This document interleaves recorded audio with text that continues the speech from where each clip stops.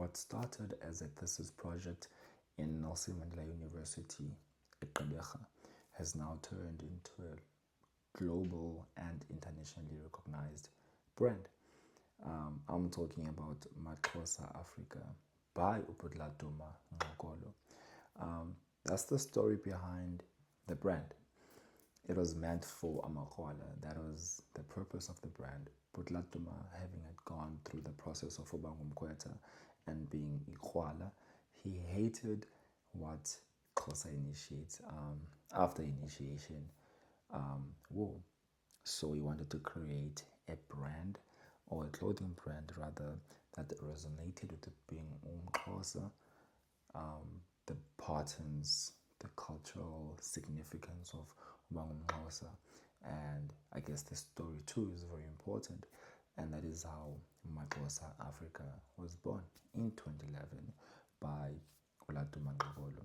That is the purpose, that is the person behind the brand, or the founder rather, and he also has a story to tell, obviously. He was born into fashion.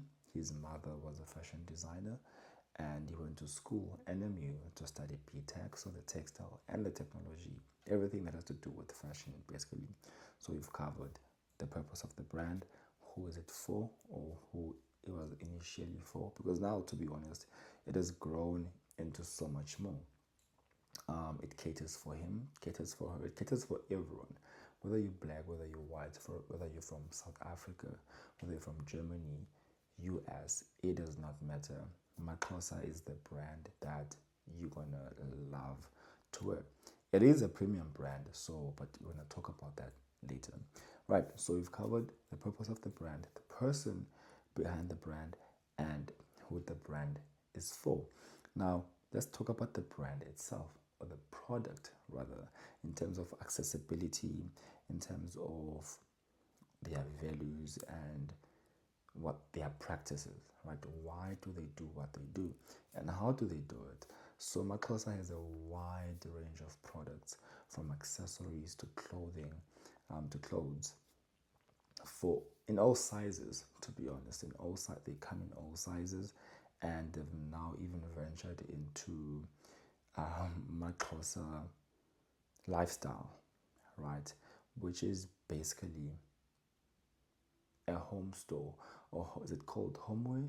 But yeah, basically things you just need for your home, from blankets to pillows to doormats to paintings on the wall to things that you just make your house, or your that turn your house into a home. Let me put it like that.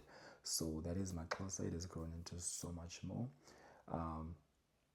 I mean, so many factors have obviously contributed to the brand, to what it is today. From Gqeberha moving to Cape Town, I've heard people saying this guy was selling clothes from a boot of a car in places like Rand's, to him going to Cape Town Long Street, to meeting one of the people, clients that also pushed him to becoming the premium brand that it is today.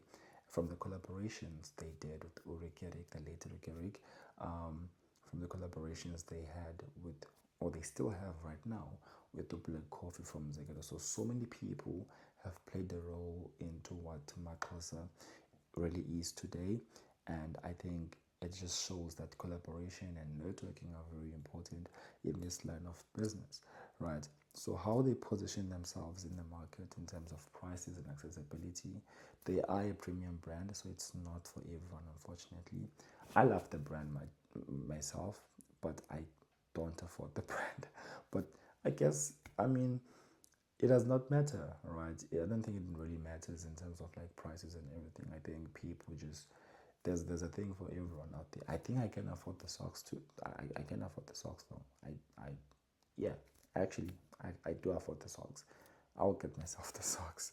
Anyways, so Maxhosa brand is Maxhosa Afrika is that it's a brand that has a story to tell, a brand that started from Gqeberha to New York. They have a store in New York, and I think that is one of the biggest achievements that any local brand can ever have, or accomplish. So I think it's very important to tell these stories. It's important to show people that izinto azivele zibe nje, like everyone starts from a certain point in life, I think that's very important.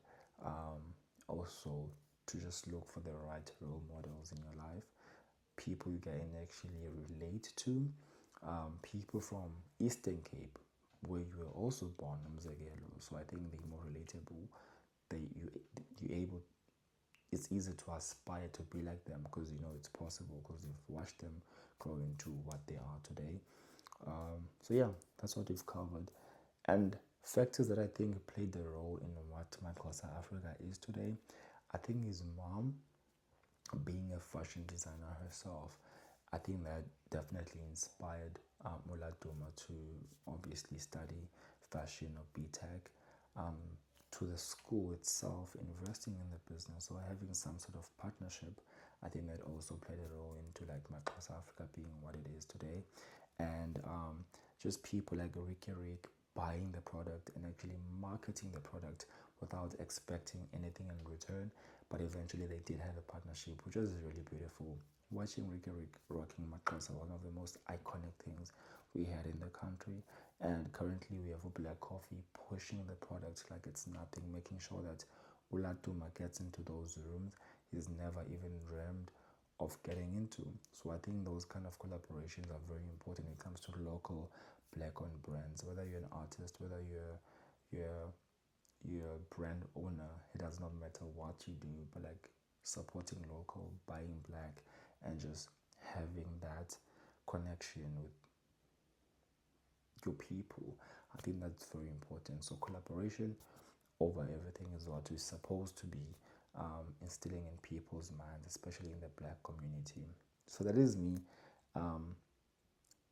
from me to you, Maxhosa Afrika.